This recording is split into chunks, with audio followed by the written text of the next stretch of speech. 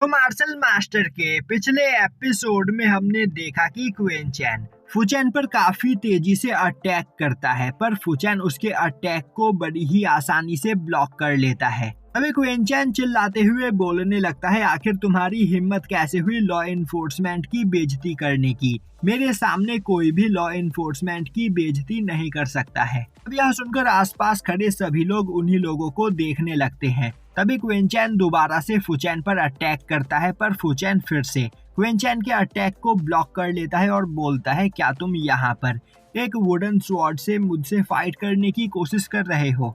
वहीं पर मास्टर नांगुआंग सोच रहे होते हैं, आखिर यहाँ पर चल क्या रहा है। मास्टर क्वेन चैन ने आज से पहले मार्शल एम्परर रैलम पर मौजूद लोगों को भी पल भर में हरा दिया है, पर आखिर वह इतने कमजोर पर्सन के साथ यहाँ पर खेल क्यों रहे हैं? अगर सब कुछ इसी तरह चलता रहा तो लॉ एनफोर्समेंट के लोग हमें पकड़ लेंगे।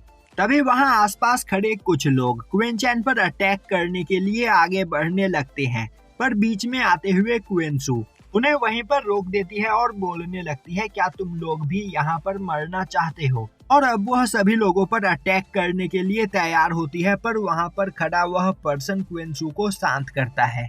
दूसरी ओर क्वेन चैन और फुचैन दोनों ही एक दूसरे पर लगातार अटैक किए चले जा रहे होते हैं। तभी वहां पर आते हुए कई सारे सोल्जर्स उन्हें चारों ओर से घेर लेते हैं और अब उन सोल्जर्स का हेड चिल्लाते हुए बोलता है, आखिर तुम लोगों की हिम्मत कैसे हुई डीमन स्वॉर्ड सिटी में यह सब कुछ करने की? क्या तुम दोनों मरना चाहते हो? तभी फुचैन आगे बढ़ते हुए बोलता है, मैं फू फैमिली का मेंबर फुचैन हूँ और आपके सामने खड़े इस लड़के ने सबसे पहले मुझ पर अटैक किया था, इसीलिए अपने सेल्फ डिफेंस में मुझे इससे फाइट करना पड़ा। तो सीनियर, मैं चाहता हूँ कि आप इस पर्सन को मौत की सजा दो। अब फू फैमिली का नाम सुनते ही वह जर्नल फुचैन को वहाँ पर छोड़ देता है और क्वेन चैन की ओर आगे बढ़ता है। और अब आसपास खड़े सभी सोल्जर्स क्वेन चैन और उसके सभी साथियों को चारों ओर से घेर लेते हैं और अब वह जर्नल बोलने लगता है, आखिर तुम्हारी हिम्मत कैसे हुई डीमन स्वॉर्ड सिटी में यह सब करने की? तभी क्वेन चैन आगे बढ़ते हुए अपना इंट्रोडक्शन देता है और बोलता है कि हम सभी लोग डान पवेलियन से यहाँ पर आए हैं और डीमन स्वॉर्ड सिटी के अंदर मौजूद टेलीपोर्टेशन फॉर्मेशन का यूज करना चाहते हैं। अब डान पवेलियन का नाम सुनते ही सभी लोग हैरान हो जाते हैं। तभी मास्टर जाओ आगे बढ़ते हुए उस जर्नल को अपना अल्केमिस्ट बैच दिखाते हैं। अब वह जर्नल देखता है कि मास्टर जाओ के पास 6th ग्रेड अल्केमिस्ट का बैच होता है। यह सुनते ही आसपास खड़े सभी लोग उनका मजाक उड़ाने लगते हैं और बोलने लगते हैं, ऐसा कैसे हो सकता है? डान पवेलियन का अल्केमिस्ट इतना कमजोर कैसे हो सकता है? यह लोग यहाँ पर अपनी जान बचाने के लिए झूठ बोल रहे हैं। तभी मास्टर जाओ बोलते हैं, मेरे पास भले ही 6th लेवल के अल्केमिस्ट का बैच हो, पर असल में मैं एक मेडिसिन किंग हूँ। तभी जर्नल बोलता है, तुम्हें क्या लग रहा है मैं तुम्हारी बातों पर यकीन करूंगा? और अब वह अपने सभी सोल्जर्स को उन्हें पकड़ने का ऑर्डर देता है। यह देखते ही क्वेन चैन आगे बढ़ते हुए बोलता है, अब मुझे सब कुछ समझ में आ गया, तो यह तरीका है डीमन स्वॉर्ड सिटी में जस्टिस करने का। तुम लोगों ने हमारी बात भी नहीं सुनी और यहाँ पर हमें दोषी ठहरा दिया, क्योंकि हमारे सामने जो पर्सन खड़ा है वह फू फैमिली से बिलोंग करता है। तभी जर्नल बोलता है, तुमने हमारे डीमन स्वॉर्ड सिटी की शांति को भंग करने की कोशिश की है, तो इसकी सजा तुम्हें जरूर मिलेगी। क्वेन चैन बोलता है, मैंने यहाँ पर कुछ भी नहीं किया, बल्कि फुचैन ने पहले यहाँ पर सभी लोगों के सामने लॉ एनफोर्समेंट की बेइज्जती की और अपने आंखों के सामने लॉ एनफोर्समेंट की बेइज्जती होते हुए मैं नहीं देख सकता हूँ। अब यह सुनते ही वहाँ पर खड़ी लॉ एनफोर्समेंट की लेडी को काफी ज्यादा गुस्सा आता है और अब वह बोलने लगती है, आखिर किसकी हिम्मत हुई लॉ एनफोर्समेंट की बेइज्जती करने की? यह देखते ही जर्नल परेशान हो जाता है और अब वह फुचैन से इस बारे में पूछता है। फुचैन काफी ज्यादा डर जाता है और बोलने लगता है, मैंने यहाँ पर कुछ भी नहीं किया, यह पर्सन हमारी फू फैमिली का नाम खराब करने की कोशिश कर रहा है। और अब आसपास खड़े कुछ लोग वहां पर फुचैन को सपोर्ट करने लगते हैं और बोलने लगते हैं कि यह पर्सन अपनी जान बचाने के लिए यहाँ पर झूठ बोल रहा है। तभी क्वेन चैन बोलता है, हम सभी लोग बहुत ही ज्यादा कमजोर हैं और हमारी हिम्मत नहीं कि डीमन स्वॉर्ड सिटी में आकर यहाँ की शांति को भंग करने की कोशिश करे। हमें मौत से बहुत ही ज्यादा डर लगता है, पर जब इस पर्सन ने हमारे आंखों के सामने लॉ एनफोर्समेंट की बेइज्जती की, तब मुझसे शांत नहीं रहा गया और मैंने इसे रोकने की कोशिश की। पर फिर यह पर्सन चिल्ला चिल्ला कर मुझे अपने फू फैमिली की धौंस जमाने लगा और यह मेरे मुंह पर ही लॉ इन्फोर्समेंट की बिना रुके लगातार बेइज्जती किए चला जा रहा था।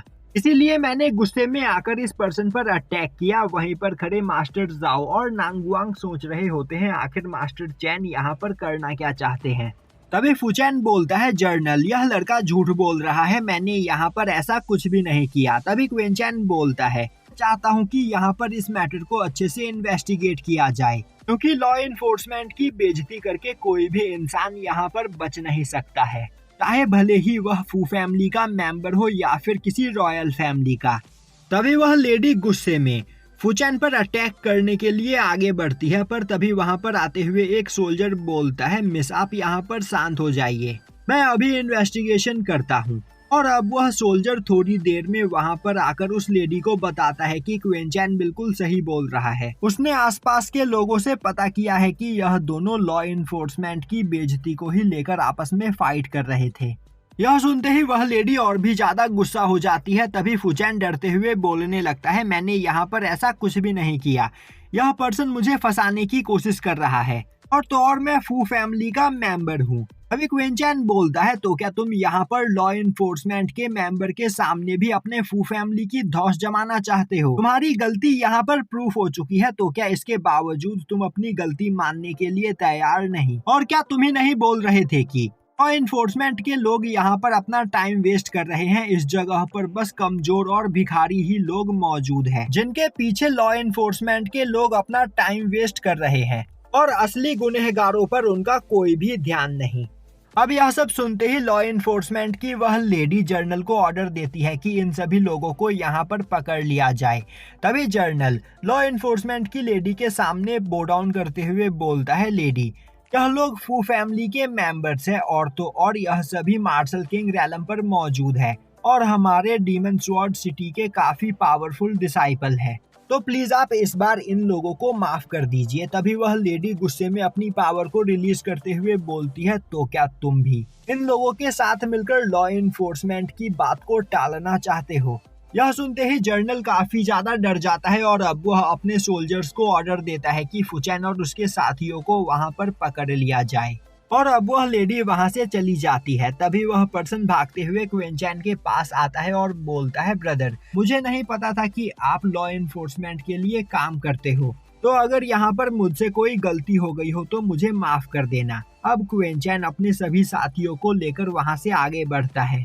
तभी मास्टर जाओ बोलते हैं, मास्टर चैन, आखिर आपने यह सब कुछ क्यों किया? आपके ऐसा करने से हम सभी लोग बुरी तरीके से फंस सकते थे। क्वेंचैन बोलता है, हमारे पास कोई और रास्ता नहीं था, क्योंकि लॉ इन्फोर्समेंट के लोगों को हम पर शक हो जाता और वह लोग हमें जरूर पकड़ लेते, इसीलिए मैंने अपना शक किसी और के ऊपर डाल दिया, जिस वजह से लॉ इन्फोर्समेंट के लोग उन्हें अपने साथ पकड़ कर ले गए और हमारी जान यहाँ पर बच गई, और तो और अब हमें यहाँ पर कोई भी नहीं रोकेगा। यह बोलते हुए क्वेंचैन आगे बढ़ता है। तभी मास्टर जाओ और मास्टर नांगुआंग देखते हैं कि क्वेंचैन को कोई भी सोल्जर नहीं रोक रहा होता है, क्योंकि सभी को लग रहा होता है कि क्वेंचैन लॉ इन्फोर्समेंट के लिए काम करता है।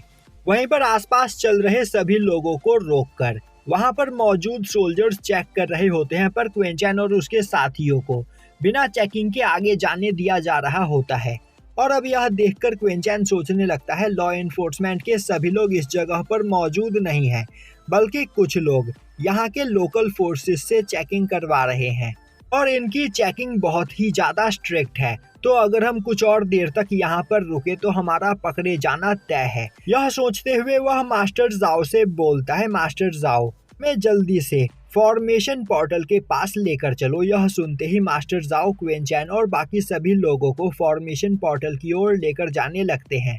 अब वह लोग जैसे ही फॉर्मेशन पोर्टल के पास पहुंचते हैं, कुछ सोल्जर्स उनका रास्ता रोक देते हैं। तभी मास्टर जाओ आगे बढ़ते हुए उन सोल्जर्स को बताते हैं कि वह लोग फॉर्मेशन पोर्टल का यूज करने के लिए यहाँ पर आए हैं। अभी वह सोल्जर मास्टर जाओ को बताता है कि कुछ टाइम के लिए इस फॉर्मेशन पोर्टल को बंद कर दिया गया है और जब तक डीमन स्वॉर्ड कंपटीशन यहाँ पर चल रहा है तब तक इस फॉर्मेशन पोर्टल का यूज कोई भी नहीं कर सकता है। और हमारे ख्याल से यह कंपटीशन खत्म होने में 1 महीने का टाइम लग जाएगा। यह सुनते ही मास्टर जाओ परेशान होते हुए बोलते हैं, मास्टर चैन अब हमें क्या करना चाहिए? क्वेन चैन बोलता है, हमारे पास कोई दूसरा रास्ता नहीं है, तो हम लोगों को 1 महीने तक यहीं पर रुकना पड़ेगा। और अब वह सभी लोग मार्केट में घूमते हुए अपने लिए इन ढूंढने लगते हैं।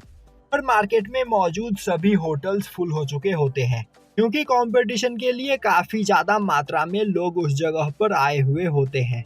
अब वह सभी लोग अपने रहने के लिए कमरा ढूंढते हुए एक होटल में आ पहुंचते हैं और वहां पर काउंटर पर मौजूद पर्सन से रूम्स के बारे में पूछते हैं। तभी वह पर्सन क्वेन चैन को बताता है कि उनके पास टोटल 2 टाइजी रूम बचे हुए हैं और 5 सुआंजी रूम, और टियानजी रूम के 1 दिन का किराया 1 लाख स्पिरिचुअल स्टोन है और सुआंजी रूम के 1 दिन का किराया 10 लाख स्पिरिचुअल स्टोन। तो वह लोग कौन सा रूम लेना पसंद करेंगे? यह सुनते ही मास्टर जाओ और नांगुआंग का सर घूम जाता है और वह लोग बोलने लगते हैं, इस तरह तो 1 महीने में हम पूरी तरीके से बैंक करप्ट हो जाएंगे।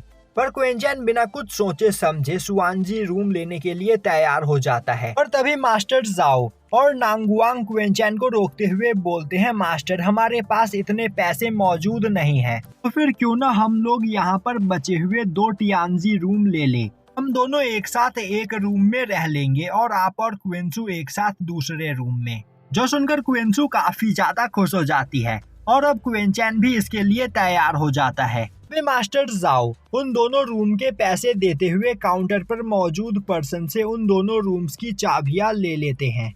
अब वह सभी लोग अपने अपने कमरे की ओर आगे बढ़ते हैं। तभी काउंटर पर भागते हुए एक पर्सन आता है और काउंटर पर मौजूद पर्सन से बोलता है, क्या तुम्हारे पास एक भी कमरा खाली है? मुझे अभी तुरंत एक टियानजी रूम की जरूरत है। अब काउंटर पर खड़ा पर्सन बोलता है, हमें माफ कर दो, हमारे पास आखिरी बचे 2 टियानजी रूम हमने अभी कस्टमर्स को दे दिए हैं।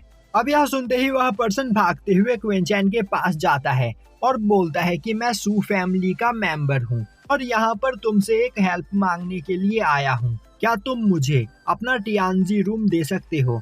मुझे बस यहाँ पर एक रूम चाहिए और उस रूम की मुझे अभी बहुत ही ज्यादा जरूरत है। क्वेन चैन बोलता है, हम तुम्हें अपना रूम नहीं दे सकते हैं क्योंकि हमें भी वह रूम रहने के लिए चाहिए। तभी एक पर्सन इनके अंदर आते हुए क्वेन चैन के सामने खड़े पर्सन को आवाज लगाते हुए बोलता है, जीसुआन क्या तुम्हारा काम यहाँ पर हो गया? जीसुआन उस पर्सन को देखते ही उसके सामने बो डाउन करने लगता है, पर वह पर्सन सभी लोगों को इग्नोर करते हुए वहां पर क्वेंसू को देखने लगता है और यहीं पर यह एपिसोड खत्म हो जाता है।